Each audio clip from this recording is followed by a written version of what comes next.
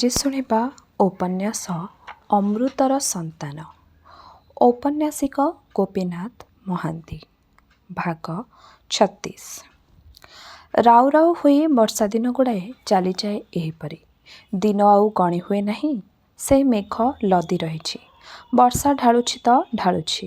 ଦିନ ରାତିର ପ୍ରଭେଦ କେବଳ ଅନ୍ଧାରର ତାରତମ୍ୟରେ। ରାତିରେ ବହଳ କଳା, ଦିନରେ ଖଇରିଆ କରା ମୁଗୁରାଳ କଳା। ଯଦି ଦିନରେ କେବେ କେତେବେଳେ ଆଲୁଅ ଟିକେ ଫିଟେ ତ ଦିଶେ ଅଣଗଛିଆ ବଢ଼ିଯାଇଛି। ଟାଙ୍ଗରା ହୋଇଛି ଭାଲୁଆ। ବଣ ଭିତରକୁ ଦୃଷ୍ଟି ଭେଦୁ ନାହିଁ, ଏତେ ବହଳ ସେ। ମାଳଦେଶରେ ବର୍ଷା କେବଳ ଆସେ ନାହିଁ, ଛାଟରେ ଠାଇ ଠାଇ ପିଟିଯାଏ। ତା ପଛକୁ ପଛ ଲାଗି ଲାଗିକା ଏଡ଼େ ଏଡ଼େ ବଡ଼କୋଳି ଫଳଫରି ଟୋପାଗୁଡ଼ାକ କି କାକରେ ସେ। ସବୁବେଳେ ସାଇଁ ସାଇଁ ପବନ ତାର ଗତିରେ ଘୋଡ଼ା ପରି ଧାଇଁ ଧାଇଁ ଡାକ ଚାଲିଥାନ୍ତି ମେଘ। ମଣିଷର ଆଖିକୁ ଦିଶୁଛି, ଦେହକୁ ଛୁଇଁ ଯାଉଛି। ଗାଁ ଗୋହିରୀ ବାଟେ ଘର ଭର୍ତ୍ତି କରି ମେଘ ବାମ୍ଫ ଚାଲିଛି 3000 ଫୁଟ ମାଳଭୂମି ଉପରେ। ଏହିପରି କେତେଦିନ କେବଳ ସହିଯିବା କଥା, ଟାଳିଯିବା କଥା। ଅନ୍ଧାରୁଆ ପଲାକୋଠି ଭିତରେ ନାକରୁନ୍ଧା ଧୂଆଁ, ଚାଇଁ ଚାଇଁ ରଡ଼ନିଆଁ। ଦୁଆର ମୁହଁରେ ସାନପିଣ୍ଡା ଓଦା ସରସର, ଗୋଡ଼ର କାଦୁଅ, ତର୍ଲା ତର୍ଲି ପତର ଛତାରୁ ଦର ଦର ପାଣି। ମୁଦି ମୋଡ଼ି ହୋଇ ଓଦା ଗନ୍ଧିଆ ରୁମ ଘୋଡ଼ି ହୋଇ କୁକୁର ଶୋଇଥିବ, କୁକୁଡ଼ା ଖୁମ୍ପୁଥିବେ, ଘୁଷୁରି ସଣର ସଣର ହୋଇଥିବେ। ଗାଁ ଗୋହିରୀର ଆଣ୍ଠୁଏ କାଦୁଅରେ ବୁଲି ବୁଲି ଆସି ପିଠିରେ ଲହଡ଼ି ଖେଳେଇ ଗୋରୁ ବାଛୁରୀ ମୁଣ୍ଡ ଟେକି ଚାହିଁଥିବେ ଉଦାସ ଆଖିରେ। ଘରୁ ଘରୁ କାଶର ଶବ୍ଦ, ଜରର କୁନ୍ଥା ବାନ୍ତି। ସିଙ୍ଗାଣୀ ସଡ଼ ସଡ଼ ପିଲା ଛିଣ୍ଡା ଅଖା ପିଠିରେ ବାନ୍ଧି ଦୁଆର ମୁହଁରେ ଢୋଲ ପିଟୁଥିବେ, ଗୀତ ବୋଲୁଥିବେ। ମେଘ ଦେବତା ବିମାରଜାର ବନ୍ଦନା। ଏଇ ପାଗରେ ପର୍ବତ ଉପରୁ ଖସଡ଼ା ଅତଡ଼ା ବାଟେ କାନିରୁ କୁଣ୍ଡା ବିଞ୍ଚି ବିଞ୍ଚି ପାଦ ପକେଇ ଗଛର ଖୁଣ୍ଟା ଲଟା ଧରି ଧରିକା ଗାଁ ମାଇପେ ଝୋଲାକୁ ଯାଆନ୍ତି ପାଣି ଆଣି। ବଣକୁ କନ୍ଦାମୂଳ କରଡ଼ି ଖୋଜି ଯାଆନ୍ତି। ପୁରୁଷମାନେ ପାହାଡ଼ ତଳ ପାହାଡ଼ ଉପରର ବିଲ ଦେଖି ଯାଆନ୍ତି। ଫସଲ କେତେ ବଢ଼ିଲା, କେଉଁଠି ମାଟି ଧୋଇ ନେଉଛି, ନାଳିଆ କାଟିଦେବାକୁ ପଡ଼ିବ। ଏ ପାଗ ଦିନିକିଆ ନୁହେଁ ଯେ ମଣିଷ ହାତ ଛନ୍ଦି ଦେଇ ଘର ଭିତରେ ଚେକା ପକେଇଲେ ଖାଲି ନିଆଁ ପାଖେ ବସି ପଡ଼ିବ। କାମ କମାଣି ଚାଲେ। ହାଟବାଟ ନ କଲେ ଲୁଣ ଟିକେ ମିଳିବ ନାହିଁ। ତର୍ଲା ତର୍ଲି ବାନ୍ଧି ହୋଇ ଶିଆଳି ପତ୍ରରେ ବୋଝ ଛତୋଡ଼ି ଧରି କାନ୍ଧରେ ଟାଙ୍ଗିଆ ପକେଇ ମେଘର ବାମ୍ଫରେ ମିଶି ମଣିଷ ବୁଲନ୍ତି। ଘାଟି ମୁଣ୍ଡ ଜଗି ମଣିଷଖିଆ ମହାବଳ ବସିଥାଏ। ହିଡ଼ମୁଣ୍ଡ ଜଗିଥାଏ ଡଙ୍ଗର ଚିତି ସାପକଳା ମିସ୍ ମିସ୍ କଳାନାଗ। କଳାଟି ଆଉ ଅନ୍ଧାର ଘୋଟିଛି। ମେଘ ପବନ ଝୋଲା ଖସଡ଼ା ଗଛ ଉପୁଡ଼ି ଉପୁଡ଼ି ପାହାଡ଼ରୁ ଖଣ୍ଡ ଖଣ୍ଡ ସଡ଼ ସଡ଼ ହୋଇ ଖସି ପଡ଼ୁଛି ତଳକୁ। ଏହି ମାଳଦେଶର ବରଷା କେବଳ ଅନ୍ଧାର, ଶବ୍ଦ, ହାବୁକା ପାଣି ଆଉ ଶୀତ। ପର୍ବତ ଉତ୍ତାରୁ ପର୍ବତ ଲାଗି ରହିଛି ଯେ କେତେ ଦୂର ଖାଲ, ବୃହ, ଶିଖର, ଚଟାଣ, ରାସ୍ତା ନାହିଁ, ଶଗଡ଼ ଗୁଡ଼ା ନାହିଁ, ମଲା ଜିଇଁଲାର ଲେଖା ନାହିଁ, ଗଣତି ନାହିଁ। କେବଳ ଗଛ, ପଥର, ପାଣି, ମଣିଷ ସେଠି ନଗଣ୍ୟ। ତଥାପି ଧୀରେ ଧୀରେ ସ୍ଥିର ନିଶ୍ଚିତ ଗତିରେ ଲାଗି ରହିଥାଏ ମଣିଷର ସଂସ୍କୃତିର ପରିଚୟ। ଫସଲ ବଢ଼ୁଛି, ଚାଷ ଜମି ବଢ଼ୁଛି। କେତେ ବର୍ଷେତି ତିଆରି ହେଉଛି, କେତେ ଆହରଣ ହେଉଛି। ରକ୍ତ ବୋହୁଛି, ମାଂସ ବଢ଼ୁଛି। ଏତେ ଦୁର୍ଦ୍ଦିନରେ ପ୍ରକୃତିର ଏତେ ଶତ୍ରୁତା ସତ୍ତ୍ୱେ ବିଜାଗରୂକ ହୋଇ ରହିଛି ମଣିଷର ଅଜେୟ ମନ, ତାର କଳ୍ପନା, ତାର ପ୍ରାଣ। ଋଷି ସେ ସ୍ଥିତପ୍ରଜ୍ଞ। ସେହି କାଳବେଳା ପରେ ଅପମାନ ମୁଣ୍ଡେଇ ନୀରବରେ ଗାଁ ଭିତରେ ଚହଳ ପକେଇ ଲେଞ୍ଜୁ କନ୍ଦ ଚାଲିଥିଲା। କେବେ ଆଗେ ତାର ଚାଷ ଥିଲା, ତାର ସ୍ତ୍ରୀ ରୂପନୀ ମଲା ପରେ ଉଜୁଡ଼ି ଯାଇଥିଲା। ସେ ଦେଉଡ଼କୁ ଭାଗ ମାଗି ଅଲଗା ହୋଇ ପାରିଥାନ୍ତା। ସେଥର ପୁବୁଲି ଚାଲିଗଲା ପରେ ସାମାନ୍ୟ କଥାରେ ରଗାରଗି ହୋଇ ଦେଉଡ଼ ଉପରେ ସେ ପଞ୍ଚାୟତ କରଉଥିଲା। ଏଥର ବି ପଞ୍ଚାୟତ କରିପାରନ୍ତା। ଏ ଗାଁରେ ଦେଉଡ଼କୁ ଅବଜ୍ଞା କରି ସ୍ୱତନ୍ତ୍ର ଘର କରି ସେ ରହିପାରନ୍ତା। ସେସବୁ କିଛି ସେ କଲା ନାହିଁ। ଗୋଟାଏ ଧକ୍କାରେ ମୁହୂର୍ତ୍ତକେ ତାର ଆଖି ଖୋଲି ଯାଇଥିଲା। ସେ ଆପଣଙ୍କୁ ଦେଖିଥିଲା କେବଳ ଅକାମୀ ନିରୁପାୟ ବୁଢ଼ା ବୋଲି। ସୋନାଦେଇ ପାଖରୁ ବରଷ ରାତିର ସୁଖ ଭିତରୁ, ଆରାମ ଭିତରୁ କଲି ତ କରାଳ କରି ଯେତେବେଳେ ତାର ପୁତୁରା ତାକୁ ପଦାକୁ ଟେକି ନେଇଗଲା, ତାର ମଧୁଆମୀ ତାର ଅଳସୁଆମୀ ଏହି ସାମାନ୍ୟ କଥାରୁ ଚିଙ୍କି ଉଠି ସୁନା ଦେଇ ଡମ୍ବୁଣୀ ସହିତ ସମ୍ବନ୍ଧ ଆଲୋଚନା କରି ବିଭତ୍ସ ଭାବେ ଗାଳି ଦେଇ ତାର ତଣ୍ଟିକୁ ବଜ୍ର ମୁଠାରେ ଧରି ହଲେଇ ଦେଇ ବର୍ଷାକୁ ପେଲିଦେଲା। ବିହୋଳ ଆଖିରେ ଲେଞ୍ଜୁକନ୍ଧ ଦେଖିଲା ସେ ନିଜେ ଅପରାଧୀ, ଆଉ ଆଗରେ ତାର ସାଉଁତା, ଗୋଟାଏ କନ୍ଧ ଦଳର ମୁଣ୍ଡିଆଳ, ଯେ ଆଗେ ଆଗେ ଯାଇ ପଛେ ପଛେ ଗୋଷ୍ଠୀକୁ ରଣଭୂଇଁ ଆଡ଼କୁ ବୋହି ନେଇଯାଏ, ଯେ ରଜାର ଶିରିପା ବାନ୍ଧେ, ଦଳ ଭିତରେ ବିଚାରପତି ହୋଇ ପଥର ଉପରେ ବସି ଦୋଷୀକୁ ଶାସ୍ତି ଦିଏ, ଡମ୍ବ ସମ୍ପର୍କ କରିଥିବା ଆପଣା ଆଭିଜାତ୍ୟକୁ ନୁଆଁଇଥିବା, ଇଜ୍ଜତ ହାନି କରିଥିବା କନ୍ଧକୁ ମୁଣ୍ଡ ଲଣ୍ଡା କରି ଗୋଇଠା ତଣ୍ଟିଆ ମାରି ନିକାଲି ଦିଏ ଗାଁରୁ ଗାଁ ବାହାରକୁ। ଏ ଅପରାଧ ନାଁ ଦୋଷ, ଏ ଅପରାଧୀର ନାଁ ଦୁନିଆ। ପ୍ରାଚୀନ ଜାତି ଅତି ସନ୍ତର୍ପଣ ଆପଣାର ରକ୍ତକୁ ଏକାଦଶୀ ରଖେ, ଭାବେ ତାର ଜାତିର ମନୋଭାବ, ଜାତିର ବିଶିଷ୍ଟତା ଅଟୁଟ ରହିଥିବ, ଭାବେ ତାର ସଂସ୍କୃତି ଆଉ ସବୁ ଜାତିର ସିହା ସଭ୍ୟଠାରୁ ବଳି ହିମାଳୟ ପରି ଉଚ୍ଚ। ଆଉ ଏ ନୀତି ଲଙ୍ଘନ ଯେ କରେ, ପ୍ରାଚୀନ ଗୋଷ୍ଠୀ ତାକୁ ଶାସ୍ତି ଦିଏ। ସେ ଜାତିରୁ ଅଜାତି ହେଲା ତ୍ରିଶଙ୍କୁ। ଯାହା ଗୋଷ୍ଠୀ ଚାହେଁ ତାହା ପାପ। ମଣିଷ ମନରେ ତାହାରି ଦେଖଣାହାରି, ମଣିଷର ହାତରେ କି ମନର ତିଆରି ତାର ଗୋଷ୍ଠୀର ଠାକୁରମାନେ। ଦର୍ତ୍ତନୀ ଦେଖିଛି, ଧର୍ମ ଦେଖିଛି, ଯାକର ଦେବତା ଜାଣିଛି, ଦେବତାର ନିଜ ଲୋକ ବେଜୁଣୀ ବୁଢ଼ୀ ବି ଜାଣିଛି। ସମ୍ମୁଖରେ ପୁଣି ସାଉଁତା, ଖାଲି ପୁତୁରାର କି ଥିଲା ତାକୁ ଏତେ ପରାଭବ ଦେଖାଇବ? ଅନ୍ୟ ବେଳେ ହୋଇଥିଲେ କେଜାଣିବା ସେ ଟାଙ୍ଗିଆଟା ହାତରେ ପକାଇ ଦେଇଥାନ୍ତା। ତୁରୁଞ୍ଜା ଊର୍ଦ୍ଧ୍ୱଶ୍ୱାସରେ କୁଆଡ଼େ ଦୌଡ଼ି ପଳେଇଛି। ବାରିକ୍ ଲମ୍ବ ହୋଇ ଭୂଇଁରେ ମୁହଁ ମାଡ଼ି ଶୋଇଛି। ସୋନା ଦେଇ କାହିଁ କେଉଁ ଅନ୍ଧାରରେ ପଶିଲାଣି। ଲେଞ୍ଜୁକନ୍ଧ ବାଧା ଦେଇ ପାରିଲା ନାହିଁ। କ'ଣ ସେ କହିଲା? ତାର ଉପର ମନର କଥା। ସବୁ ନିଶା ଛାଡ଼ିଯାଇ କେବଳ ଗୋଟାଏ ବୋଲି ଚିନ୍ତା। କେମିତି ତା ଭିତରେ ଦିଉଡ଼ ଭିତରେ ଦୂରତା ବଢ଼ି ବଢ଼ିଯିବ। ସେ ପଳାଇବ, ହେଉ ପଛେ ବରଷାର ଅନ୍ଧାର। ଥରେ ବାହାରକୁ ଆସିଲା, ପରେ ଗଛକୁ ଅନେଇ ଦେଇ ସେ ଧାଇଁଥିଲା। ପାଣିରେ ତିନ୍ତିଲା, ଶୀତରେ ଥରିଲା। ଠିଆ ହୋଇପଡ଼ି ତାର ହୋସ ହେଲା, ଏ କ'ଣ ହେଲା? ମୁଣ୍ଡବାଳ ସଜାଡ଼ିଲା, ନିଜକୁ ରଗେଇ ରଗେଇ ଫୁଲାଇଲା। ମେଣ୍ଟାଇ ହେଲା ଭଳି ଭାବି ଯେ ଦିଉଡ଼ ପଛରେ ଧାଇଁ ବସେ, ତାର ଦେହରେ ହାତ ଛୁଇଁବ, ସେହି ତ କନ୍ଧର ଶେଷ ଅପମାନ। ଧର୍ମ ଅଛି, ଦର୍ତ୍ତନୀ ଅଛି, ଆପେ ସାଉଁତା ହେବାକୁ ଯୋଗ୍ୟ ସେ। ପାଇଛି ସାମାନ୍ୟ ପିଲାଠୁ ଅପମାନ। ଏଇ ସାହି ଦିଶିଲାଣି, କେତେ ଘର ବାଟ ପଡ଼ିଛି, କେତେ ଘର ଭିତରେ ଦିଶୁଛି। ଦିଉଡ଼ ଆସୁନାହିଁ କାହିଁକି? ବାରିକ୍ ଘରେ ଶାସ୍ତି ଦେଉଥିବ ବୋଧହୁଏ। ସାହି ଦିଶୁଛି। ଲେଞ୍ଜୁକନ୍ଧର ରାଗ ଥପ୍ କରି ଲିଭିଗଲା। ସେମାନେ ବି ଜାଣିବେ, ସେମାନେ ବି ଘୋଡ଼େଇ ଦେବେ। କ'ଣ ବୋଲି କରିବ ସେ ପଞ୍ଚାୟତି? ପାଦ ବାଟ କଢ଼େଇ ନେଉଛି ଆପଣାର ଟୁଙ୍ଗି ଆଡ଼କୁ। ଘାଉଡ଼ା ମନ ସେଇଠି ବିଶ୍ରାମ ଚାହେଁ। ଏଇ ତାର ଘର, ପୁୟୁ ବସିଛି। ପୁଣି ତାର ଭିକ ବଦଳିଗଲା। ସେ ଦରବୁଢ଼ା ଲୋକ, ଏ ଘରର ମୁରବୀ, ସର୍ବସ୍ୱ ତାର ଭାଇ। ସେ ଅପମାନ ପାଇଛି। ମନେ ପଡ଼ିଗଲା, ଭାଇ ମଲା ପରେ ଦିଉଡ଼ର ସବୁ ଅବହେଳା, ସବୁ ଅଧପତନ ଏଇ ପୁୟୁ ତାର ପ୍ରମାଣ। ନରମ ହେଉ ହେଉ ଲେଞ୍ଜୁକନ୍ଧ ତାତି ଉଠିଲା। ପୁୟୁଠୁ ବିଦା ହେଲା, ପଛ ବୁଲେଇ ଦେଇ ଚାଲିଗଲା। ଏତେ ଦିନର ଯେଉଁ ମନ ଭିତରେ ରୁନ୍ଧି ରଖିଥିବା ବିଦ୍ୱେଷ ଆଉ ଅଭିମାନ, ଅନୁକୂଳ ପରିସ୍ଥିତି ପାଇ ଏକାଥରକେ ସେ କୁହୁଳି ଉଠୁଥାଏ। ଅପମାନ ଆଉ ଭୟ ସୁଦ୍ଧା ରାଗ ହୋଇଯାଇ ଭିତରେ ମନକୁ ଶାନ୍ତି ଦେଉଥାଏ। ଠିକଣା କଲା, ଆଉ ମମତା ନାହିଁ, ଆଉ ଉପରୋଧ ନାହିଁ। ଏ ଗାଁରୁ ଆଗ ସେ ଚାଲିଯିବ। ରାତି ଆସୁଛି, ତରସ ନାହିଁ।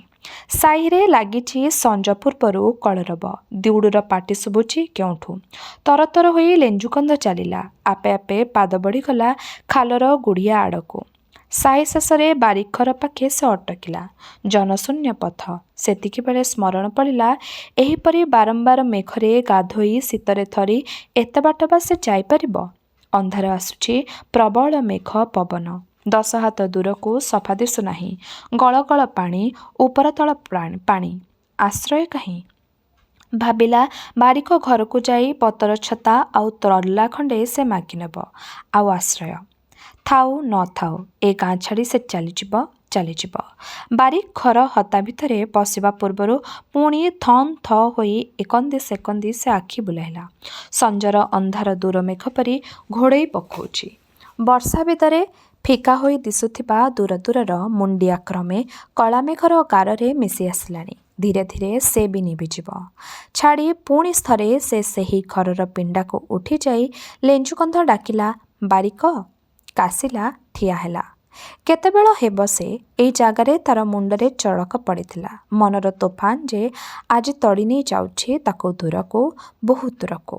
ଆରମ୍ଭ ତାର ଏଇଠୁ ପରା, ଅଥଚ ସେଇଠିକୁ ଆଉଥରେ ଆସି ଠିଆ ହେଲା ବେଳକୁ ନୁଆଣିଆ ଅନ୍ଧାରୁଆ ଚାଳରୁ ଖସି ପଡ଼ୁଛି ସତେକି ମାୟାର ଜାଲ। ଭୁଲି ଓ ଭୁଲ ହେବାର କିମିଆ। ମୁଣ୍ଡ ପଛଆଡ଼େ କେଉଁ ପକ୍ଷୀଲକା ସାନପରଟି ବସି ସୁନାକାଠିରେ ରୂପାଟାଇରେ ପିଟି ଲାଗିଛି। ସୋନାଦେଇ, ସୋନାଦେଇ, ହେ ହେ। ସେ ଅନ୍ଧାରୁଆ କୂଳବୁଡ଼ା ଚେତାବୁଡ଼ା ମାୟା। ପାଦର ବନ୍ଧନ ମୁହଁରେ ବନ୍ଧନ। କୁଆଡ଼େ ଯିବ ସଞ୍ଜ ପରେ ସେ? କି କରଜ ପଡ଼ିଛି? ବାରିକ, ବାରିକ। ନାହାନ୍ତି। ସୋନାଦେଇ? ଜବାବ ନାହିଁ। ପୁଣି ଟଳି ଟଳିକା ଘର ଭିତରକୁ ସେ ଗଲା। ସେଇ କାଠ ଗଣ୍ଡିରା ଏବେ ବି ଜଳୁଛି। କଥା ନ କହି ସୋନାଦେଇ ଠିଆ ହୋଇ ରହିଛି କଣରେ। ଲେଞ୍ଜୁକନ୍ଧ ତାକୁ ଆଉଁସି ଲାଗିଲା। ମୁଣ୍ଡ ଭିତରେ ସବୁ ଗୋଳମାଳ ହୋଇଗଲା ପୁଣି। ଆଃ, ଛାଡ଼, ଘୁଞ୍ଚ। କାହିଁକି ପାଣିଗୁଡ଼ାକ ବୋଳି ଲାଗିଛ କହିଲ? ସୋନାଦେଇ ଥରି ଥରି ଘୁଞ୍ଚିଗଲା। ଲେଞ୍ଜୁକନ୍ଧର ପାଗଳା ମନରେ ତାର ଅର୍ଥ ସ୍ଫୁରିଲା ନାହିଁ। ଆଗେଇ ଗଲା, ତଣ୍ଟି ବସେ ପ୍ରଳାପ କଲା। ଚାଲ, ବାହାରି ଯିବା, ତୁଇ ଆଉ ମୁଇଁ ବାହାରିବା। କିଏ ଆମର କ'ଣ କରିବ? କାହାକୁ ଡର, କାହାକୁ ଭୟ? ସୋନାଦେଇ ପାଖକୁ ଯାଇ ତା ହାତ ଧରିଲା। ହାତ ଛିଞ୍ଚାଡ଼ି ଦେଇ ଦୂରକୁ ଘୁଞ୍ଚି ଯାଇ ତୀବ୍ର ସ୍ୱରରେ ଫିସ୍ ଫିସ୍ କରି ସୋନାଦେଇ କହିଲା, ଛି, ଟିକେ ବି ଲାଜ ସରମ ନାହିଁ ତମର? ଡର ନାହିଁ? ମୋର ବର ଶ୍ୱଶୁର ଆସିଲେ କ'ଣ ହେବଟି ତମ ଦଶା? କ'ଣ ହଉଛ? ଛି, ତମ ମୁହଁକୁ। କହିପାରୁ ନଥାଏ, ଫୁଲିଛି, ଥରୁଛି ତାର ଦେହ। କାଠଗଣ୍ଡିରା ନିଆଁଧାସ ପଡ଼ିଛି ତାର ନାଲି ଖଦିପିନ୍ଧା ଜନ୍ତୁ ଦେହ ଉପରେ। ଲେଞ୍ଜୁକନ୍ଧ ଅଟକି ଯାଇ କହିଲା, କାଶ ଉଠିଲା। କ'ଣ ୟାଉଁ ୟାଉଁ କଖର ଖେଁ ହଉଛୁ? ସେଠି ବୁଢ଼ା ମାଙ୍କଡ଼? ଯା, ବୁଢ଼ା ଲୋକ ମାଙ୍କଡ଼ ମୁହାଁ ବୁଢ଼ାହଡ଼ା ମଦ ପିଇ ଧାଙ୍ଗଡ଼ା ନାଟ ଲଗେଇ ଦେଇଛି ମନେ ମନେ। କାହିଁକି ସେଠି ଠିଆ ହୋଇଛୁ? ପୁଣି ନିଆଁ ଲଗେଇବୁ? ଯାଉଛୁ ନା? ବୁଢ଼ା ଲୋକ ଧାଙ୍ଗଡ଼ା ନାଟ ଲଗେଇଛି? ବୁଢ଼ା ମାଙ୍କଡ଼? କିଏ ଯେମିତି ଲେଞ୍ଜୁକନ୍ଧର ବ୍ରହ୍ମ ତାଳୁ ଉପରେ ନିର୍ଘାତିଆ ଠେଙ୍ଗାଏ ପିଟିଦେଲା। ଟଳି ଟଳି ପଦାକୁ ସେ ଚାଲିଗଲା। କୁଆଡ଼େ ଆସିଥିଲା? ଛତା ଛତୋଡ଼ି ଦରକାର, ମଦପାଣି ଦରକାର। ସେ ଭୁଲି ଯାଇଥିଲା ହେଇ ଅନର୍ଗଳ ବରଷା ଭିତରେ ମେଘ ଦୁଲିକି ଆସୁଛି। ଦେହ ଜୁଡ଼ୁବୁଡ଼ୁ ଓଦା ସରସର। ତଳେ ପାଣି ଉପରେ ପାଣି। ମୁନିଆ ପଥର, ଖସଡ଼ା ପଥର ଉପରେ ହେଇ ବାଟ ପଡ଼ିଛି ତଳର କନ୍ଧ ଗୁଡ଼ିଆକୁ। ସୋନାଦେଇ ହାତରେ ମୁହଁ ମାଡ଼ି ଫୁଲସ୍ତରା ମାରି ବସି କାନ୍ଦିଲା। ଘରର ଲୋକ ଚୋରି କରି ଯାଇଛନ୍ତି। ଘରେ ଉତ୍ପାତ। କି ଘର? ସ୍ତ୍ରୀ ଲୋକର ଚରିତ୍ର ଥାଉ କି ଚରିତ୍ର ନ ଥାଉ, ତାର ଆତ୍ମସମ୍ମାନ ଅଛି। ମୁଣ୍ଡ ପୋତି ଟଳି ଟଳିକା ଲେଞ୍ଜୁକନ୍ଧ ଚାଲିଯାଏ। ଆଖିର ଲୁହ ଠିଆ ହେଉଥାଏ। ପବନ ପଛକୁ ଠେଲି ହେଉଛି ତାର ଜନ୍ମଭୂମି ଆଡ଼କୁ। ବରଷାର ବିରାମ ନାହିଁ। ଅନ୍ଧାର ଆସୁଛି। କେଉଁଠି କ୍ରୁଟା ବୋହି ବୋବାଉଛି। କୁର୍ରୀ ଚଢ଼ି ପ୍ରାଣ ଥରେ ଡାକୁଛି, କୁର୍ କୁର୍। କେତେ ଉଞ୍ଚ ବଢ଼ିଛି ପିରିଘାସ, କେହି ଦିଶୁନାହାନ୍ତି। କେବଳ କନ୍ଧ ବୋଲି ବଣ ସନ୍ଧି ସନ୍ଧି ଫାଟ ପଥର ଆଉ ଅତାଡ଼ୁଆ ବାଟ ଉପରେ ଅଜଣା ବି ଗୋଡ଼ ମୋଡ଼ି ନ ହୋଇ ପାଦ ନ ଖସୁଣୁ ଖୋଜ ପଡ଼ି ଯାଉଛି ତଳକୁ ତଳ। ପାଣିଚିଆ ଶୀତରେ ଦେହ ଥୁରୁ ଥୁରୁ କମ୍ପିଲାଣି। ନାକରୁ ପାଣି ବାହାରିଲାଣି। କେଉଁଠି ଆଜି ବସା? ଲେଞ୍ଜୁକନ୍ଧ ଦୋଦପାଞ୍ଚ ହେଲା। ଗୋଟାଏ ବଡ଼ ଝୋଡ଼ି ଗଛ ତଳେ ଠିଆ ହୋଇ ପଛ ଆଡ଼କୁ ଅନାଇଲା। ଗାଁ ଦିଶୁନାହିଁ। ଦିଶୁଛି ଗାଁ ପର୍ବତର ଅତଡ଼ା। ଧୀରେ ଧୀରେ ଅତି ବୁଢ଼ା ହୋଇଗଲା ସେ। ଅକାମୀ ନିଆଶ୍ରା ବୁଢ଼ା ଲୋକ ତାର କେହି ନାହିଁ। ଏ ଗାଁରେ ସବୁ ଥିଲା ଦିନେ। ସେହି ତାକୁ ଖୋଜୁନାହିଁ, ଲୋଡ଼ୁନାହିଁ। ଆଜିର ଏ ମରଣଯାତ୍ରା ପରି ଭୟଙ୍କର ଅଜଣା ବାଟ ଚଲାରେ କେଉଁଠି ତାର ଖଡ଼ ଖଡ଼ ହାଡ଼ଗୁଡ଼ାକ ପାଇଁ ଉଷୁମ ନାହିଁ। କେଉଁଠି ନାହିଁ ଟିପେ ବୋଲି ଚାଳ। ବର୍ଷା ଅନ୍ଧାରର କଣିକା କଣିକା ମିଶି ଫେରିଆସିଲା ଅତୀତର ଛବି। ତାର ରୁପ୍ନୀ ଥାନ୍ତା, ଛୁଆପିଲା ଥାନ୍ତେ। ଏ ଗାଁରେ ସେ ବି ହୋଇଥାନ୍ତା ମଣିଷ। ଆଉ ଆଜି ଏ ଗାଁରୁ ତଡ଼ା ଖାଇ ଯାଉଛି। ସବୁ ବଳ ସଞ୍ଚୟ କରି ଛାତି ଉପରେ ବାହା ଛକି ଦେଇ ଅନ୍ଧାରରେ ହଜି ଯାଉଥିବା ଗାଁ ଆଡ଼କୁ ମୁହଁ କରି ସେ ଠିଆ ହେଲା। ଆଖିରୁ ଲୁହ ଧାର ଧାର ଛୁଟିଥାଏ। ଗାଁର ପାଦ ତଳର ପଥର ଧାର ଦିଶୁଛି ନିଶ୍ଚଳ ନିଷ୍ଠୁର। ଛାତିର ରକ୍ତ ଦେହରେ ଚହଲେଇ ନିଶ୍ୱାସରେ ଝଞ୍ଜା ଖେଳି ଦେଇ ଲେଞ୍ଜୁକନ୍ଧ ପ୍ରତିଜ୍ଞା କଲା, ଯାଉଛି ମଲେ ତ କଲି, ଭୂତ ହୋଇ ଆସିବି ଗାଁ ଉଜାଡ଼ିବାକୁ। ଯଦି ବଞ୍ଚିଥିବି ବଂଶ କରିଥିବି ଏ ଗାଁକୁ। সোনা ଦେଇ ଡମ୍ବୁଣିକୁ ଦିଉଡ଼ୁ କନ୍ଧକୁ। ଦାନ୍ତ ଚିପି ଚିପି ଫିସ୍ ଫିସ୍ କରି କହିଲା, ଜନ୍ମ ମାଟି ଆଜିଠୁ ତୋ ତୁଲେ ମୋର ବିରୋଧ। ହାଉ ହାଉ ହୋଇ ମେଘୁଆ ପବନ ଉଡ଼େଇ ନେଉଛି, ତଡ଼ି ନେଉଛି, ଗାଲରେ ବେକରେ ପିଟି ପକାଉଛି ଠାଇ ଠାଇ। ପଶି ଆସୁଛି ଅନ୍ଧାର ସତେକି 5 ହାତ ଦୂରରେ। ତା ସଖାଳର ହିଡ଼େ ହିଡ଼େ ପୁରୁଷେ ଉଞ୍ଚ ବେଣା ଘାସ ପିରିଘାସ ବଣ। ଯୁଆଡ଼େ ଗଲେ ମଶା ଡାଆଁଶ ଘାଉଁ ଘାଉଁ ହୋଇ ଉଡ଼ୁଛନ୍ତି। ସେ କାଦୁଅ ବିଲ ଉପରେ ସଡ଼ର ସଡ଼ର ହୋଇ କ'ଣ ସବୁ ଚାଲିଛନ୍ତି। ହିଡ଼ ଉପରେ ଜାତି ଜାତିକା ଖସ୍ ଖସ୍ ଶବ୍ଦ। ହିଡ଼ ଛକିର ବୁଦାମାନଙ୍କ ଉପରେ ଚୁଳୁଚୁଳିଆମାନେ ବସିଛନ୍ତି। ଠା ଠାକେ ଅନ୍ଧାର ମେଞ୍ଚି ମେଞ୍ଚି ହୋଇ ଛାଡ଼ି ଛାଡ଼ିକା ତୋଟା। ସ୍ଥାନେ ସ୍ଥାନେ ଅନୁଭୂତିରେ ହାଲୁଆ ଝୋଲାର କାଜିଆ ବିସ୍ତୃତି ପାଣି ଚାଲିଛି ସୁ ସୁ। ଓହ୍ଲଉଛି, ପଶୁଛି, ଉଠୁଛି। ପୁଣି ଚାଲିଛି ଗୋଟିକିଆ ମଣିଷ ଟଳି ପଡ଼ି ଉଠେ। ହେଇ ଝୋଲାର ଆଣ୍ଠୁଏ ଗହୀର ପାଣି ନାକମୁଣ୍ଡ କଟା ସୁଅ ତୋଡ଼ରେ ଟାଣି ନେଇ ଚାଲିଛି ମଣିଷକୁ। ଆଗରେ ପଛରେ କଳା କଳା ଦିଟା କାନ୍ଥ। କାହିଁ ଏଠି ମଣିଷର ବସତି? ବରଫ ଥଣ୍ଡା ପାଣି କହୁଛି ଶୋଇପଡ଼ ଶୋଇପଡ଼। ଟାଣି ନେଇ ଯାଉଛି ସଳଖ ଚଳେଇ ଦେଉନାହିଁ। କାନରେ ଏ କ'ଣ? ପ୍ରବଳ ମାଡ଼ି ଆସୁଛି, ଗୁଣ୍ଡା କରି ଭସେଇ ନେଇଯିବ କେଉଁ ଦେଶକୁ। ପାଖ ହୋଇ ଆସିଲାଣି ଏହି ଶବ୍ଦ। ଅନ୍ଧାରରେ କିଛି ହେଲେ କିଛି ଦିଶୁନାହିଁ। ହେଇ ଆସିଗଲା, ଆସିଗଲା ପରା। କାନରେ ମୃତ୍ୟୁର କରାଳ ଶବ୍ଦ ଚିରି ପକଉଛି, ଫଟେଇ ପକଉଛି। ଘର ଉଞ୍ଚରେ ପାଣି ଆସୁଥିବ। ଉଠେଇ କଚାଡ଼ି ଗଡ଼େଇ ତଡ଼େଇ ଆଣୁଥିବ ବଡ଼ ବଡ଼ ପଥର। ଭଉଁରୀ ବୁଲେଇ ଆଣୁଥିବ ମୂଳରୁ ଓପଡ଼ା ବଡ଼ ବଡ଼ ଗଛ। ଏଇ ଶେଷ ଭାବିଲା ଲେଞ୍ଜୁ କନ୍ଧ। ଗୋଡ଼କୁ କିଏ ଓଟାରି ନେଇ ଯାଉଛି, ଆଖି ବୁଜିଦେଲା। ସେତିକିବେଳେ ଚଡ଼କଡ଼ାକ ହୋଇ ବଜ୍ର ମାରିଲା। ଚାରିଆଡ଼ ଦିନ ପରି ହୋଇଗଲା ମୁହୂର୍ତ୍ତକେ। ଲେଞ୍ଜୁକନ୍ଧ ଦେଖିଲା କୂଳ କତିରେ ଅଳ୍ପ ପାଣିରେ ଖସଡ଼େଇ ଖସଡ଼େଇ ସେ କରକୁ ଚାଲିଛି। ଉପରେ ଓଲରା ହେଲା ଗୁରୁପୁରୁ ଚାନ୍ଦୁଆ ପରି ମେଘ। ବଞ୍ଚିବାର ଆଗ୍ରହ ବଳି ପଡ଼ିଲା। କୋଲ ମାରି ଯାଇଥିବା ବୋଥରା ଗୋଡ଼କୁ ଘୋଷାରି ଘୋଷାରି ସେ କୂଳର ଅତଡ଼ାକୁ ଉଠି ପଡ଼ିଲା। ଅମଡ଼ା ମାଡ଼ି ଅଧେ ବାଟ ଚଢ଼ିଛି। ପୋଲ ଉପରେ ରେଳଗାଡ଼ି ଗଳିଲା ପରି ଝୋଲାରେ ବଢ଼ି ଆସିଲା। ଆଉ ଟିକିଏ ତ ଶୀତେଇ ଶୀତେଇ ପୁଣି ତାସ ଜମି ଉପରକୁ ସେ ଉଠିଗଲା।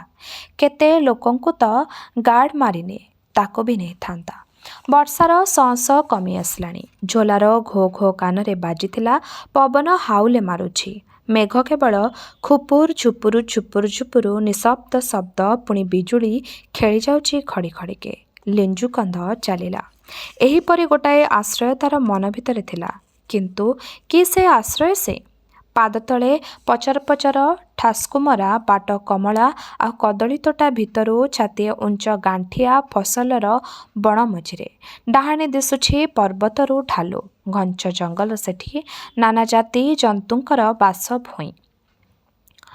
ଆଲୁଅର ଧାସ ସୁଦ୍ଧା ନାହିଁ। ଶେଷ ଭରସା କାମକଲା ଲୋକେ ତାସ କୁଡ଼ିଆରେ ଯଦି କିଛି ଛାଡ଼ି ଯାଇଥିବେ, ନିଆଶାରେ ଆଶା ସେତିକି। ଗାଣ୍ଠିଆ କ୍ଷେତ ଭିତରେ ତରତର ହୋଇ ଚାଲିଲା ଲେଞ୍ଜୁ କନ୍ଧ। ବାଟ ନାହିଁ, କେବଳ ମଚ୍ ମଚ୍ ସାଇଁ ସାଇଁ।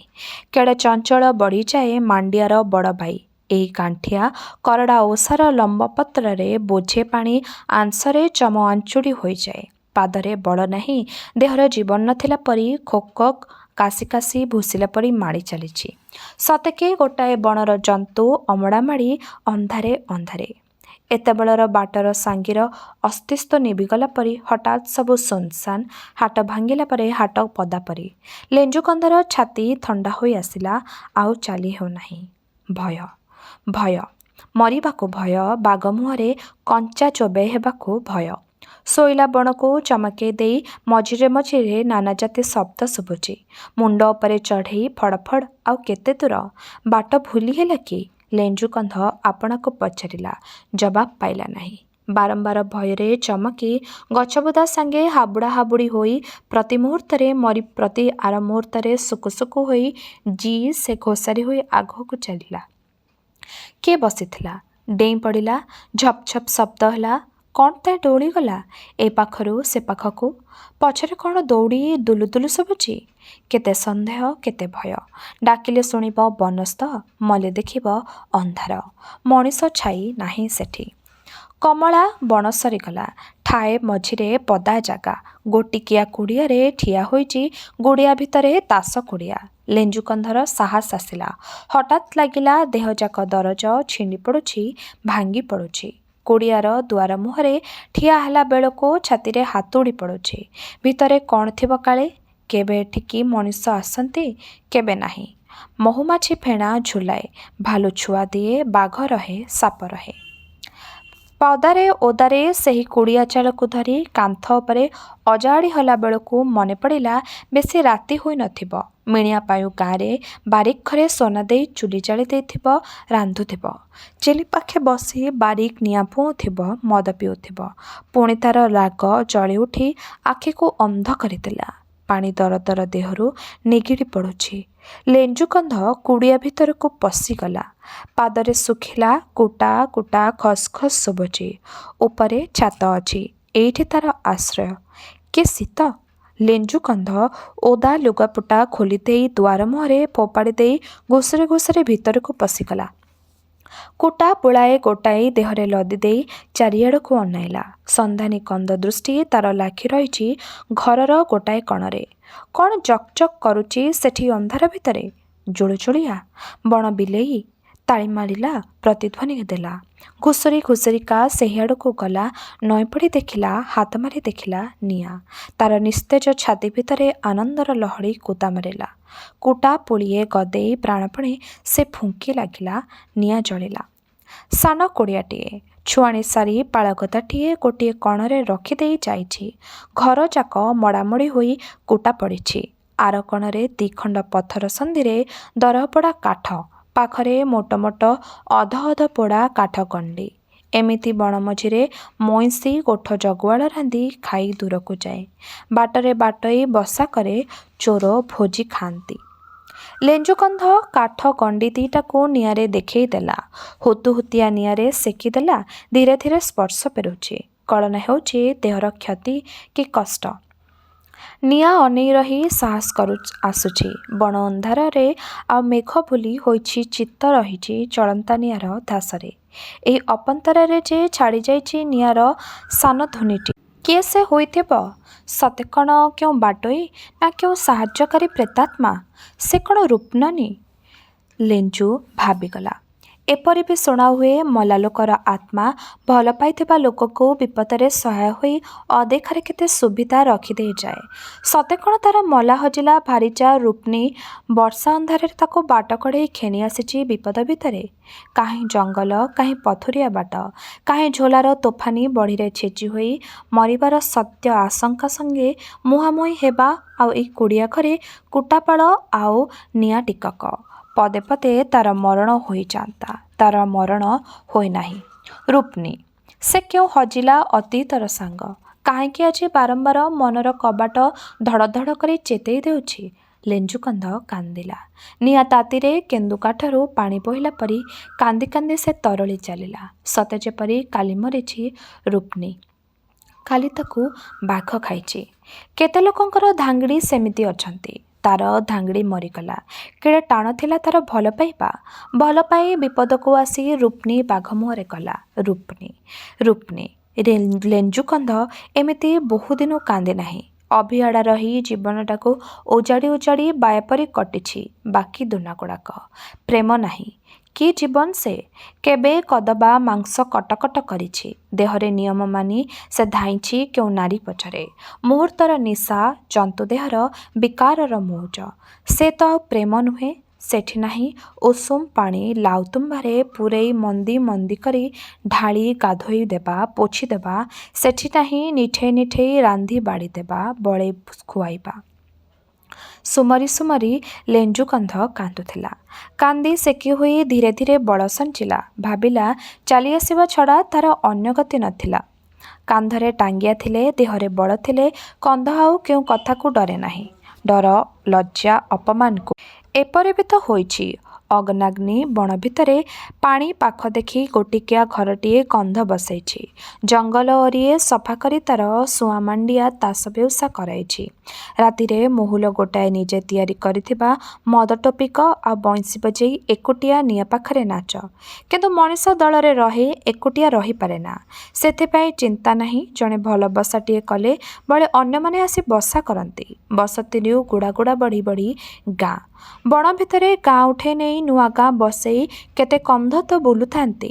ଜୀବନ ଥିଲେ ପେଟ ପୋଷି ହୁଏ, କପାଳ ଥିଲେ ବଳଦ ହେବ। ବେଳ କଲା, ଲେଞ୍ଜୁ କନ୍ଧ ଉଠିଲା। ଓଦା ଲୁଗାତକ ଚିପୁଡ଼ି ଦେଇ କୁଡ଼ିଆ ମୁଆ ମୁହଁରେ ରଖିଦେଲା। ପୁଆଳ ବିଛେଇ ସେଜ କଲା। ପୁଆଳ ଘୋଡ଼ି ହୋଇ ନିଆଁ ପାଖେ କ୍ଳାନ୍ତ ନିଦରେ ଶୋଇପଡ଼ିଲା। ପୁଣି ମେଘ ବରଷିଲାଣି, ପବନ ଦେଉଛି, କୁଡ଼ିଆ ଦୁଲୁକୁଛି। ଚାରିଆଡ଼େ ଅନ୍ଧାର ଆଉ ଜଙ୍ଗଲ, ମଣିଷ ନାହିଁ। ଆହୁରି ଥରେ ନିଦ ଭାଙ୍ଗିଲା ଶେଷ ରାତିରେ। ପ୍ରବଳ କମ୍ପ ଆସୁଛି, ଦେହ ଥରି ଯାଉଛି। ବାଉଳା ହୋଇ ଘର ମନେ କରି ତାର ମୋଟା ମାଠକୁ ଓଟାରିବା ପାଇଁ ଲେଞ୍ଜୁକନ୍ଧ ହାତରେ ଅଣ୍ଡାଳିଲା। ବଡ଼ ଦରଜା, ବଡ଼ ଶୀତ। ରଡ଼ ନିଆଁ କାଉନ୍ଦା ମସିଆ ପଡ଼ିଲାଣି। ଫୁଙ୍କିବା ବେକ ବଢ଼େଇ କମ୍ପରେ ପୁଣି ନିସ୍ତେଜ ହୋଇପଡ଼ିଲା। କମ୍ପି କମ୍ପିକା ଚୁଙ୍ଗୁଡ଼ି ମାଛ ପରି ଛଟ ଛଟ ହେଲା। ଆଉ ନିଦ ନାହିଁ। କେତେବେଳେ ରାଗେ, କେତେବେଳେ କାନ୍ଦେ। କମ୍ପରେ ଦାନ୍ତକୁ ଠକ୍ ଠକ୍ ବଜେଇ ଆଣ୍ଠୁକୁ ପେଟରେ ମାଡ଼ି ସେ ଶୋଇ ରହିଲା। ଦେହ ଭିତରେ ବଢ଼ିପାଣିର ବଳ ଯେପରିକି ଛାଡ଼ି ଛାଡ଼ି ଆସୁଛି। ମୁଣ୍ଡରେ ଡାଁସ ଦଂଶୁଛନ୍ତି। ତାର ପୂରା ହୋସ୍ ନଥିଲା।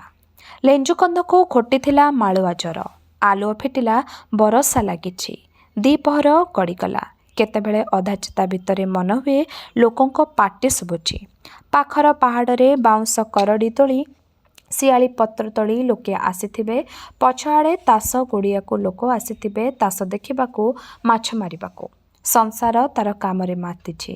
ଲେଞ୍ଜୁକନ୍ଧା ମଲା କି ଗଲା, କାହାରି ଗରଜ ନାହିଁ ପଚାରିବାକୁ। ଜର ବାଉଳାରେ କାନ୍ଦି କାନ୍ଦି ଭାବେ ସମସ୍ତେ ତାକୁ ପର କରିଦେଲେ। ସେ ବଞ୍ଚୁ ବୋଲି ଇଚ୍ଛା ନାହିଁ, ସେ ମରୁ।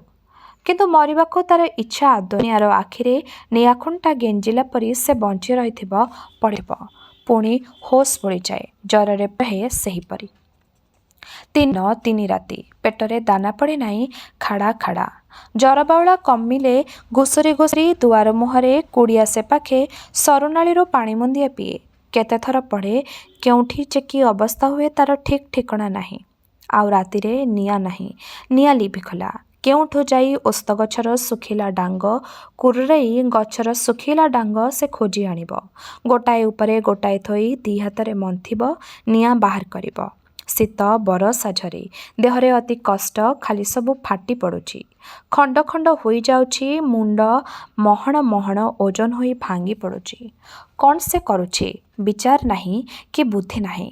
3 ଦିନ 3 ରାତି। ଜ୍ୱର, କାଶ, ବାନ୍ତି, କଷ୍ଟ। କେମିତି ସତେ କି ହାତଗୋଡ଼ ସବୁ ଶୁକି ଶୁକି ସେମେଟା ହୋଇଯାଉଛି। ବଳ ଚାଲି ଯାଉଛି। ଲେଞ୍ଜୁକନ୍ଧ ଭାବିଲା, ସେ ମରୁଛି। ଏହିପରି ହୋଇ ସେ ମାଟିରେ ମିଶିବ, କାହାରି ମୁହଁ ଦେଖିବ ନାହିଁ। ମୃତ୍ୟୁ କି ଭୟଙ୍କର ସେ! ଉପାସ ଭୋକରେ ଜ୍ୱରରେ ସିଝି ସିଝି ଦିନେ ସେ ଉଠିଲା। ଜ୍ୱର ଆଉ ନାହିଁ, କିନ୍ତୁ କି ଦୁର୍ବଳ ସେ! କୁଡ଼ିଆର ମୁହଁରେ ଜାକିଜୁକି ହେଇ ହତାଶ ଆଖିରେ ପଦାକୁ ଅନେଇ ରହିଲା। ମନେ ପଡ଼ିଲା, ଭୋକ, ମଦ ଧୁଙ୍ଗିଆ କାହିଁ, କାହିଁ କିଏ? ଅରଣ୍ୟ ଭିତରେ ଏକା ସେ। ମୁହଁରେ ଦେହରେ ହାତ ମାରିଲା। କ'ଣ ସବୁ ଥିଲା ଆଜି? କେବଳ ଖାଲ ଖାଲ ଆଉ ହାଡ଼ ହାଡ଼। ମୁହଁରେ ଟାଣୁଆ ଜଟୁଆ ରୁଢ଼ ବଢ଼ିଛି। କେତେ ପ୍ରକାର ଗନ୍ଧ। ଗନ୍ଧ ଡୁବେଇବାକୁ ମଦ ଧୁଙ୍ଗିଆ ନାହିଁ। ଇଚ୍ଛା ହେଲା ଏଥର ପୁଣି ସେ ବାଟ ଧରିବ। କିନ୍ତୁ ଠିଆ ହେଲା ବେଳକୁ ମୁଣ୍ଡ ଝାଇଁ ମାରି ଦେଉଛି। କୁଆଡ଼େ ଏକୁଟିଆ ଯିବ, ଜରୁଆ ରୋଗିଣା ଲୋକ। ଆଜି ଶକ୍ତି ଆସିଛି, ସେ ନିଆଁ କରିପାରିବ। କାଠି ମନ୍ଥି ମନ୍ଥି ନିଆଁ ଟିକିଲା। ନିଆଁ ଟିକିଏ କଲା ବହୁ କଷ୍ଟରେ। ବର୍ଷା ଆଜି କମିଛି। ବେଳ ଠିକ୍ ମୁଣ୍ଡ ଉପରେ। ଛାଡ଼ି ହୋଇଛି କେନ୍ଦୁଗଛ ବଣ। ବରଷା ଫାଙ୍କରେ ଆଲୁଅ ଟିକିଏ ଫିଟିଛି। କେତେ ଜାତିର ଚଢ଼େଇ ଖୁସି କରୁଛନ୍ତି ଏଇ ଭୃଙ୍ଗରାଜର ସିଠି। କୁକୁଡ଼ା ଡାକିଛି, ମୟୂର ବୋବଉଛି, ଉପରେ ଚକ୍ରୀ ମାରୁଛି। ପୂର୍ବଘାଟ ଇଗଲ ଚଢ଼େଇ ମୟୂର ମାରୁ। ବଣଫଳ ବଣର ମୂଳ ଗୋଟେଇ ଆଣିଲା। ନିଆଁରେ ସିଝେଇ ଖାଇଲା। ଡଙ୍ଗର ବାତ୍ରି ଗଛର ମୂଳ ସଂଗ୍ରହ କଲା, ଔଷଧ କରି ଖାଇଲା। ସେଦିନକୁ ପୁଣି ସେଠି କଟାଇଲା। ଅଳ୍ପ ଦମ୍ଭ ଲାଗିଲା। ଜ୍ୱର ନାହିଁ, କାଶ କମିଛି। ବଞ୍ଚି ରହିବାକୁ ପ୍ରବଳ ଆଗ୍ରହ। ଯେକୌଣସି ମତେ ପାଖ ଗାଁ ବନ୍ଦିକାରରେ ତାର ପହଞ୍ଚିଯିବା ଦରକାର। ଟାଣ ହେବା ଯାକେ ସେଇ ଗାଁରେ। ସେଇ ଗାଁର ଏ ଗାଁର ଅପଡ଼ ବଢ଼ୁଛି ଠିକ୍ ହେବ। ଦେହ ଭଲ ହେଲା ପରେ ଗାଁ ମୁଣ୍ଡିଆଳୁ ଅନୁମତି ନେଇ ଗାଁ ପାଖରେ ବଣ ଭିତରେ ଆପଣାର ତାସଗୁଡ଼ିଏ ଖଣ୍ଡେ ଭିଆଇବ ସେ ଧୀରେ ଧୀରେ। କାହାରି ଆଶ୍ରିତ ହେବାକୁ ପଡ଼ିବ ନାହିଁ। ଏ ଗାଁର ସାଉଁତାର ଭାଇ ହୋଇ ସେ ଗାଁର ସାଉଁତା ପାଖେ ମୁଣ୍ଡବିକା ଗୋତି ହୋଇ ସେ ରହିପାରିବ ନାହିଁ। ସେହି ଅଲଗା ରହି ସେ ତାର ଗୁଡ଼ା ବସାଇବ। ଯାହାର ସ୍ୱାମୀକୁ ବାଘ ଖାଇବ ସେଇଆକୁ କନ୍ଧ ଆଇନ ନ ଲଙ୍ଗୁଣୁ ସେ ବିଭା ହୋଇପାରିବ। ତାର ନିଜର ଘର, ତାର ନିଜର ତାସ। ବନ୍ଦିକାର ସେହି ଭଲ। ଦୂରରେ ରହି ସବୁ ମନା କରି ହେବ। ବାରିକ ସାଙ୍ଗେ ତାର ବନ୍ଧୁତା ନଥିଲା। ସୋନାଦେଈକୁ ସେ ଚିହ୍ନେ ନାହିଁ। କିଏ ଦେଖିଛି? ଦିଉଡୁ ତାର ଶତ୍ରୁ କାହାର ପରତେ ହେବ। କୂଳର ମୁଣ୍ଡିଆଳ ସେ ଦିଉଡୁର ସେଇ ସୋନାଦେଈର କପାଳ ପୋଡ଼ାଇବା ପାଇଁ ମିଣିଆପାଉ ପାଖରେ ଅଲଗା ହୋଇ ରହି ସେ କଳି ମିଞ୍ଜି ପୋତିବ, ପାଣି ଦେବ, ଗଛ ବଢ଼େଇବ। ତାପରେ ଦେଖିନେବ ତାର ଶତ୍ରୁମାନଙ୍କୁ। ସେହି ଦ୍ୱେଷ ତାକୁ ବଳ ଦେଲା। ଜରୁଆ ମୂଳକୁ ବାଟ କଢ଼େଇଲା। ରାଗ ଉଠିଲା। କନ୍ଧ ବାଟର ଗଛ ବୁରୁଛ ହାଣି ପକାଇ ପଥର ଗଡ଼ାଇ ଦିଏ। ସକାଳ ହୋଇଥାଏ। ମିଣିଆପାଇ ଉପରେ ରକ୍ତ ଚାଉଳ ଚୋବେଇ ଗାଳି ଦେଇ ଦେଇ କୁଡ଼ିଆ ଭିତରୁ ବାହାରି ପଡ଼ିଲା ଠୁକୁରୁ ଠୁକୁରୁ। ଯେ ଦେଖିବ ଦୁର୍ବଳିଆ ଦରବୁଢ଼ା ନିରାଶ୍ରୟ କନ୍ଧଟିଏ। କେଉଁ ଦୂରରୁ ମାଳ ଭିତରୁ ଚାଲି ଚାଲି ଆସିଛି। କୋଟଳିଆ ଆଖିରେ ମୂକ ଅର୍ଥହୀନ ଦୃଷ୍ଟି। ଉତ୍ପୀଡ଼ିତ ଦରିଦ୍ର ଅରକ୍ଷ ମଣିଷ। ତେବେ ଏହିଠାରେ ଶେଷ ହେଲା ଔପନ୍ୟାସିକ ଗୋପୀନାଥ ମହାନ୍ତିଙ୍କର ଉପନ୍ୟାସ ଅମୃତର ସନ୍ତାନର ଏହି ଭାଗଟି। ଆଗାମୀ ଅଧ୍ୟାୟରେ ଏହି ଉପନ୍ୟାସଟିର ବାକି ଅଂଶଗୁଡ଼ିକୁ ଆମେ ଶୁଣିବା। ରହିଲି, ନମସ୍କାର।